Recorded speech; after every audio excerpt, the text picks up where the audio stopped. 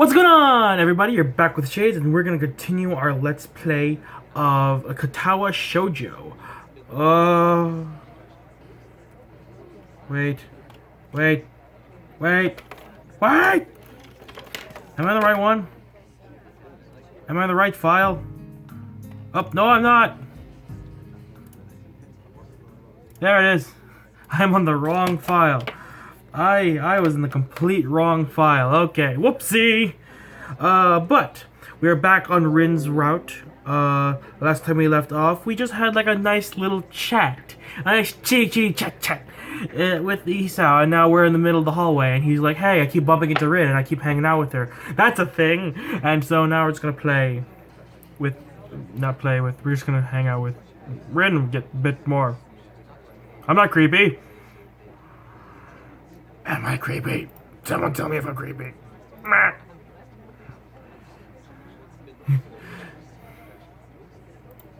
Anyway. Hey. Remember that sketch you made of me? How you said I look grim and gloomy or something?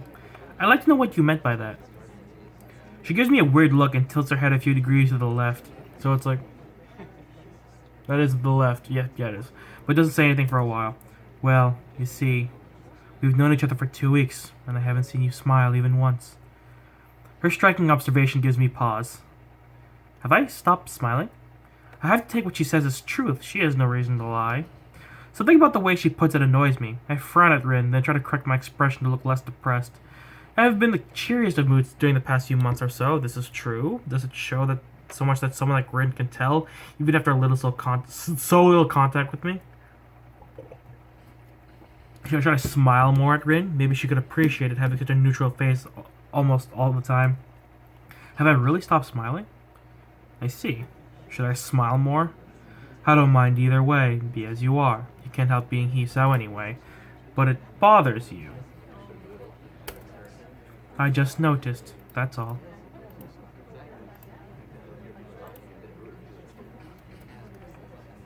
Emmy skips along the hallway, jumps to a sharp stop when she reaches us, and lightly pats Rin's shoulder. Ready for lunch? Depends on what lunch is today. Remember that stew from March? Never again. That. Let's go anyway, I'm starving. As they are about to depart, Emmy turns from her friend to me, seemingly as an afterthought, and smiles charmingly. By the way, Hisao. Her tone is way too sweet and soft to be sincere. I can sense the trap about to be sprung on me by this miniature health devil. I know that she's about to say what she's about to say even before she continues, because I've been trying to avoid her all week. Dude, that's rude! Just go on a run! Fucker. I still haven't seen you at the track this entire week. Maybe I've been there when you haven't. That's impossible, I'm there all the time! But you sleep and go to class. I do this at the same times as you do. Yeah, I know, I just haven't been able to pick myself up. Don't rat me out to the nurse, okay? Running isn't my thing, and I haven't come up with a good alternative. Why don't you come to the track meet this weekend? Maybe you'll get inspired. Track meet? Yeah! People from a few other schools come here for some friendly track and field action. It's on Saturday afternoon. I can't think of any reason not to go. Sure, I'll come cheer for you. I guess you'll be running. Of course! You can see me beat 'em all. But bye now. If I don't get something to eat, I'll die. See you later. Bye, Rin. I promise I'll smile next time. I call after as a bit of an afterthought. Afterward, I feel embarrassed about it. I wonder why I said anything at all. Because the interest has been sparked. Sparked!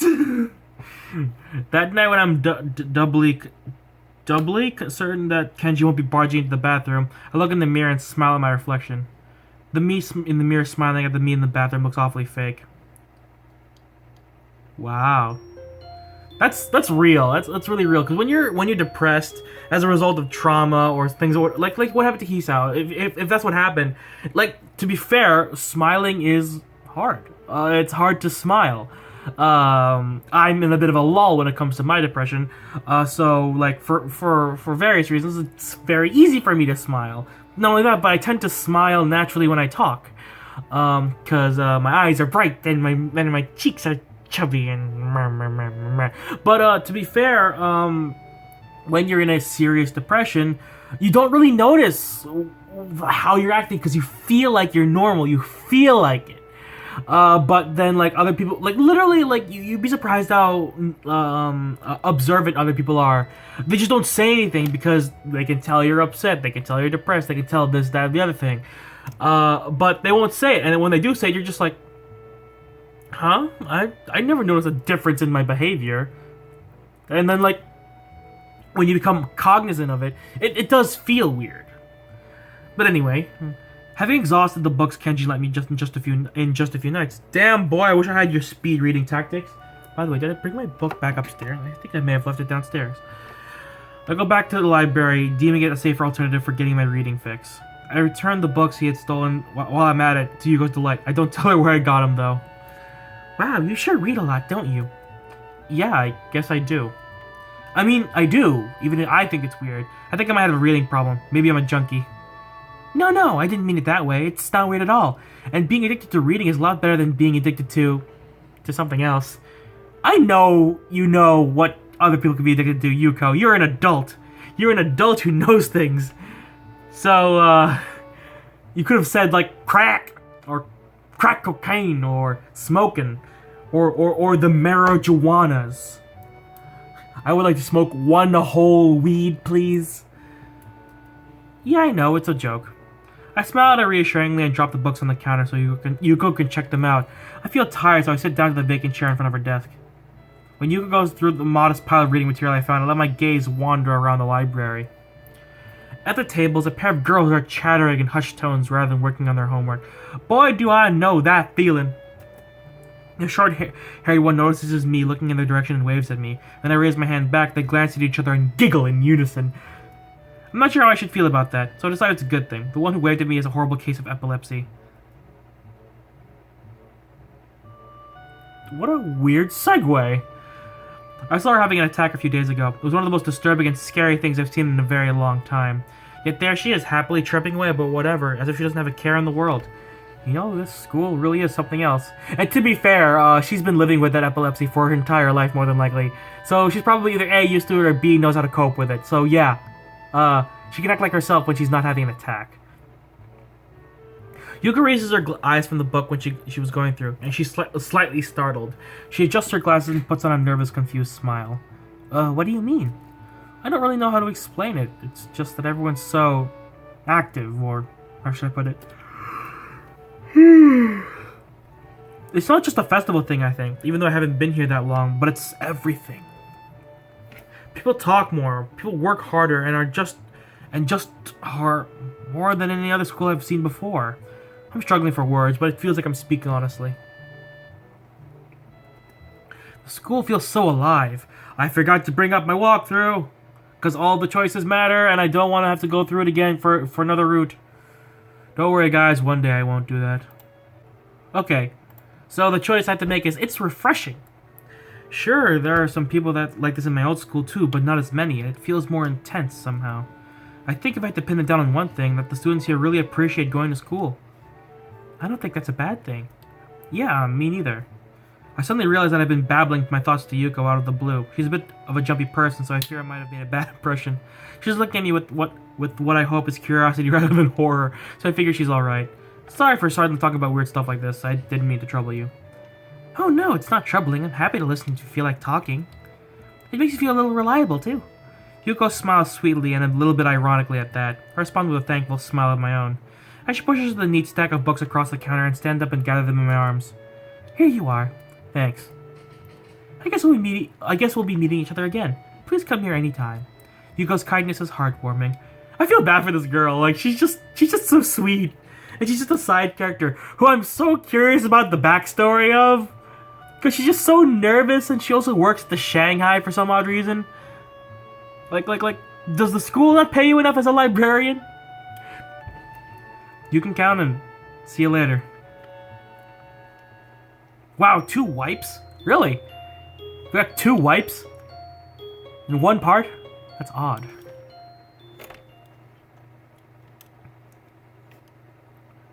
The morning of the track meet greets me with a brilliant sunshine from a crystal blue sky. While I leisurely stroll toward the track, I decide this is a good sign of what I'm not sure. This event isn't as exciting for me as it seems to be for a large portion of the student body. I'm even less interested in watching sports than I am in participating, but cheering for Emmy is a good cause. I'm not expecting this to be any sort of amazing and spectacular experience, but it can't hurt. I'd probably be spending the entire time reading while cooped up in my room otherwise. Yo, I know that feeling! When I approach the bleachers, I spot Rin emerging from the crowd right before she spots me. You came. Of course, I said I would, didn't I? That doesn't necessarily imply that you had to follow through. Lots of people say things and don't mean them. Too true. Well, I don't. Rin shrugs, seemingly bored with our conversation. She turns on her heel and heads back toward the stands. So, are you excited about this? Not really.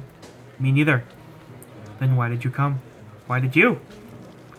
She doesn't reply at all, so I decide not to either. We enter the bleachers and Rin nods upwards. Why are they called bleachers? I always wondered why they're called bleachers. Oh, let me look that up. Why are they called bleachers?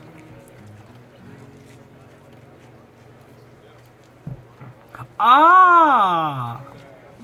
It seems that the term can be traced back to the early 20th century, in which bleachers were made of wood instead of steel. So the wood would be bleached by the sun. That's thus calling them bleachers. That's interesting. Good thing I googled that instead of playing the game. Up there, Rin leads the way as soon as we settle down on an almost empty bench. Oh look, it's Emmy's mom. I forgot her name. There's an older woman sitting next to Rin, someone's mother, I assume. She's got rather long hair done up in a braid. On seeing Rin, she gives her an oddly familiar-seeming grin. Well, this is surprising. I thought you went to get a snack, not a boy. Stop it! I forgot your name. Adorable. Why are all the characters just adorable? I'm not saying that Emmy's mom is MILF material, but no, I'm not, because Emmy's dad is dead. It's really unfortunate. Huh? This is no good. The woman laughs at Rin and shakes her head, apparently unable to find a comeback for that. I know the feeling. Well, I suppose you've always been one to go out for one thing and bring back another. But I'm being rude. I haven't introduced myself. I'm Maiko Ibarazaki. I'm not sure if you know this girl, but have you at least met my daughter, too? Pleased to meet you. Well, that explains it. She's like a taller, older, more motherly Emmy. Apart from her hair being somewhat darker than her daughter's, there's really no mistaking the resemblance. I think even the pose is the same. I think Emmy has a pose just like that.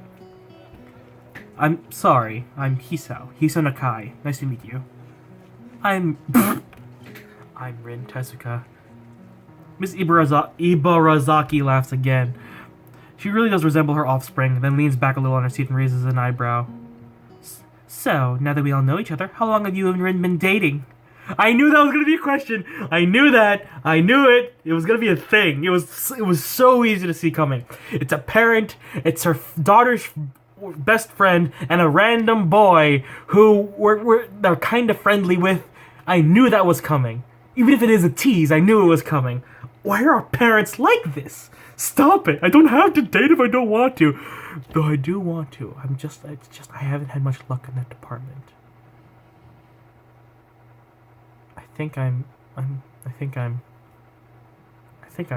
projecting. It's a shame. My response consists of silence. My brain suddenly lurches into gear. Yo, I know that feeling. I think we all do. But just before I could utter a hasty, babbled explanation, Emmy's mother burst into laughter again. You're a blusher, aren't you? I don't know if there's any way to keep my dignity in the situation, so I settled for a mumbled response. We're not. I know, but it's funny to watch you squirm. Oh, she gets me. She's like, oh my god. My sense of humor is exactly that. That, like, I will say things and do things that make my friends, like slightly uncomfortable, and I'd be like, I do it because you squirm. Yes. I'm sorry, forgive an old woman for her amusements. She chuckles again to herself. Old woman? She doesn't look that old to me. I suppose I can let it go. How kind of you. It's starting. I guess feckin'. I guess the track meet, it happens on both routes. Because I'm guessing like you could switch like to the other person, because they're all pairs. Remember that, except for Misha, which is such a shame. I thought you could date Misha, but then again, she turns out to be like into girls. So I'm not sure if she's bi, because like apparently you can do with her, which is weird. But like I guess if you go to the other one, it's kind of the same path and the same events happen, but like slightly different. I direct my attention to the track where they're prepping for their first sprint. It looks like the 400-meter dash. My eyes scan the runners before finding Emmy. She's smiling with an almost cocky look on her face. The starter raises his pistol. Emmy explodes off the block, disappearing from the starting line in a blur. It's amazing, even as the other sprinters converge in the lanes close to the inside line. Emmy surges to the front of the pack. By the time she rounds the final turn, a few of the other runners have caught up with her. But she puts on a final burst of speed that leaves them at least half a second behind. Mrs. Ibarozaki whoops and shouts, applauding wildly and generally looking like any other parent cheering on their child. Emmy bounds off the track, looking pleased with herself. I cheer right alongside with the rest of them. The announcer, sounding suspiciously like Misha, gleefully gives the result. Sounding suspiciously like Misha, it's probably Misha. I think she's gotten faster since the last time. That was incredible. Miss Ibarozaki grins proudly. Emmy's heck of a runner. We all fall silent as the next event prepares to start. I'm surprised to see Emmy striding out the track again. Wait, didn't she just run? Emmy's mother nods. Yes, but she runs multiple events for the team, especially the sprints. It's a lot of running, but Emmy can handle it. Hold on, I'm adjusting my camera again because I'm leaning back. From the looks of things, she's right. Emmy doesn't appear to be tired, as if she hadn't run the previous event at all. If not for the sweat visible on her shirt, you'd never know. Which event is this? The 200-meter dash. She'll do this one, the 100-meter, and the relay. I see. Once again, the pistol sounds, and once again, Emmy flies off the block. A thumping sound draws my attention away from the race. It's Rin's foot. She seems completely absorbed in the race. Emmy's mother cheers again, and I assume the race is over. Sprints don't seem to me they take very long to complete. That's the point. They're sprints. Boy. They're sprints, that's the point. Your foot. Your foot was bouncing on the bleachers. Oh. You seem pretty into this stuff. I'm surprised. I thought you'd be said this wouldn't be exciting. I suppose you're right. It's not that interesting. But I'm watching Emmy, not the sport. I don't follow. Emmy is the most Emmy when she runs. You don't get to see Emmy at her Emmyest very often. But here you can, see? That's the sort of like philosophical, like individualistic, existential bullshit like that I love. I call it bullshit, but I couldn't think of another word. But like Rin's one of those people that's like, you're you. You're the most you when you do this, that, the other thing. But basically, what like that mentality is like you're yourself when you're doing something you love. And Emmy loves to run, so she's her most self when she's running. So that's a cool thing that I like seeing. She directs my attention toward the track again, where the 100-meter dash is about to start. I watch Emmy closely. That booty though. Do she got a booty? She do. As she gets into the starter blocks, her whole body seems to relax, but it's a false relaxation. I can see that she's actually like a coiled spring. As the starter tells everyone to get set, her head snaps up and her eyes narrow slightly. Her mouth curls upward in what could be a grin and could be a growl. When the pistol goes off, it's as if she's being unleashed from a cage, like she was always moving at this blinding speed, but we couldn't see it happening until the starter's pistol dispelled the illusion of motionlessness. As soon as she crossed the finish line, the fierce look was replaced by a normal grin. The conquering general turning to its farm. Amazing. She's really amazing. I've never seen anyone move that fast. Well, don't look at me. I'm far too relaxed to run that fast. No, I think Emmy's prowess all came from her father's side. At the mention of Emmy's father, Mrs. Ibarozaki looks wistful, almost sad. He got her into running, you know. Ah, really? I didn't know that. Another rat you did! I leave it at that, and don't say anything for a little while. I get the feeling this is something personal I shouldn't ask about. You're right! You're not dating Emmy in this route. Don't talk about her personal life. Shut up! A beeping noise suddenly emanates from Mrs. Ibarozaki's pocket. Reaching into it, she pulls out a cell phone and looks at it. Honestly, text messages? What is he, 16? Oh, nothing. I forgot I meet up with a friend of mine. Will you tell Emmy I'm proud of her and that I'll call her later? Of course. While waiting for the relay to start, I peer at Rin. She seems uninterested in her surroundings, myself included. That remark she made before is still stuck in my head. Emmy is the most Emmy when she runs. It does make sense now that I think about it. After seeing her run now, I can believe that Emmy gives her all on the track. Sports are more than a hobby or even a competition to her. They're a defining aspect of her life. What about Rin, then? Does she feel the same way about art? Considering the persistence she displayed before the festival, I could easily believe it. I did see Rin in her most Rin when she was painting the mural. Mural! The relay is about to begin, but I don't see Emmy anywhere. I thought Emmy ran the relay. She runs anchor, so she won't be running for a while yet. Ah. Did you see it? Huh? Emmy at her Emmyest. Maybe. Maybe this time. The race begins and I cheer Emmy's teammates along as I pass the baton. I finally see Emmy sprinting onto the track to take the final handoff. Once again, I'm taken aback by how graceful she looks when she runs. It really is beautiful. The look of determination and fearlessness on her face only adds to the picture. Emmy at her Emmyest, I suppose. Emmy flies along the finishing line with a great leap, just barely ahead of the next runners, but still in first. Well, let's go down. Gotta crown the victor. See if we can find a laurel branch. That's not gonna be easy. Rin shrugs. At least we tried. Emmy's surrounded by her teammates, all of them congratulating her on her run. Rin seems to be waiting for Emmy to notice that she's arrived. It doesn't seem her style to draw attention to herself, or to emote beyond shrugging. Is it just me, or do Rin's eyes look like they're pointing in two different directions? Is that a thing? Being more impatient than Rin, I wave to Emmy in her stead. She looks up and grins happily at us. Hey, you showed up! We would have brought you a crown of laurels, but Hisa didn't find one. Neither did you. Oops, neither did you. It wasn't my job to look. When did we assign jobs? When I said, see if you can find a laurel branch. Try to keep up. I shrug. Guess Rin's rubbing off on me. Seems it's my fault after all, Emmy. Emmy laughs at Rin and me. It's okay, I'm sure you'll make it up to me somehow. Sure. Good, so how'd I look? Very impressive. Emmy seems pleased with the assessment. I don't imagine how much more impressive her performance is given her lack of legs. I figure she already knows that. Besides, it would seem like it would take away from her efforts somehow. Yeah, they would! Shut up! Great to hear. I was worried they'd look a little slow in the relay, but I guess I did fine, huh? Emmy giggles and seems to remember something. Oh, before I forget, Rin and I are going to do something next Sunday as a post-track meet celebration. You should come along! Normally we do it the day after, but since today is Sunday, I've got homework and class and all that stuff to take care of. Oh, sure, I'd love to. Great, it's a promise then. Alright, your mom wanted to say she's proud of you, and she'll call you later tonight. I thought I saw her in the stands. I'm glad she made it. Hey Emmy, you're gonna miss the medal ceremony. Oh yeah, thanks! She turns to Rin and myself. You don't have to stick around for this part, it takes forever.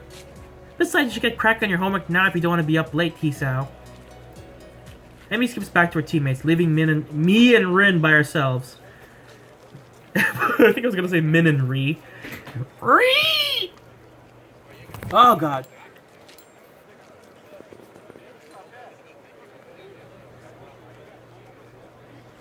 Okay, someone commented on my videos, but I'll look at it later. Neither of us has the slightest interest in the post-competition ceremony, so we silently get away and back to the quad. And I think this is a good place to stop, to be honest. That was actually a pretty interesting part, because, like, I wasn't sure how different it was gonna be from Emmy's part, because I know that, like, a good amount of the events are the same, for both of them. I'm not sure. Are they gonna take us to the Shanghai? Are they gonna do this and that other thing? Actually, did we go to the Shanghai in Emmy's route? I don't think so. But I think after the track meet, that's when with Emmy, we started going into an actual relationship. So we're gonna see where that goes. So anyway, thank you guys so much for watching. If you like this video, hit the like button. If you want to see more videos from me from the series, hit that subscribe button. And you're not exiting the Shadyverse. My name's Shades, and I hope you've enjoyed your day in the shade. See you guys next time. Bye.